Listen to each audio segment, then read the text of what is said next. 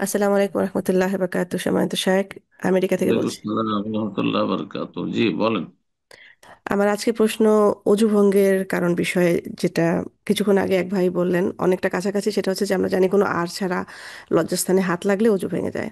তো এখন আমার প্রশ্ন হচ্ছে, যাদের ছোট বাচ্চা আছে, অনেক সময় আমরা হয়তো এক্সাম্পল যে জোহরের নামাজে 4 রাকাত পড়া হয়েছে, মাঝখানে বাচ্চাকে বাথরুমে পরিষ্কার করতে গেলাম, জি, আবার এসে পরে আবার 4 রাকাত পড়লাম, এক্ষেত্রে কি আমাদের অজু থাকবে কিনা বা আদৌ ভাঙে কিনা? আরেকটা বিষয় হচ্ছে যে অনেক সময় বৃদ্ধ বাবা মা থাকে যাদেরকে অনেক সময় পরিষ্কার করানোর প্রয়োজন পড়ে। তো সেই ক্ষেত্রেও কি তাহলে অজু ভাঙবে? মানে নির্দিষ্ট কোনো বয়স আছে কিনা যে এত বয়সের মাঝে? আহ, বৃদ্ধদের খেদমতের সময় হাতে আবরণ রাখতে হবে।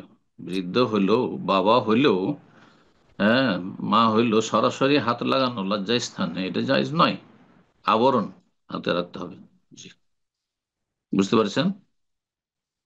তো এটা করতে হবে, আবরণ থাকলে ওজন নষ্ট হবে না। আর তারপরে নিজের লজ্জা স্থানের কথা হাদিসে বলা আছে, মান মাসসা যাকারাহু, যে নিজের গুপ্তাঙ্গে হাত লাগাবে। জি, তো অন্যের নেই। কিন্তু একদল বলছেন যে নিজের গুপ্তাঙ্গে হাত দিলে যেমন ওজু নষ্ট হয়, অন্যেরও হইতে পারে, সুতরাং সতর্কতা অবলম্বন করবে। কিন্তু নিজের বাচ্চাদের ছোট নাবালকদের পরিষ্কার করার জন্য যে মায়েরা করে থাকে, তাতে ওজু নষ্ট হবে না। আল্লাহ তাআলা আলাম। বড়দের ক্ষেত্রে যেহেতু বড়দের গুপ্তাঙ্গ ঢেকে রাখা ফরজ, বাচ্চাদের ফরজ নয় ঢেকে রাখা।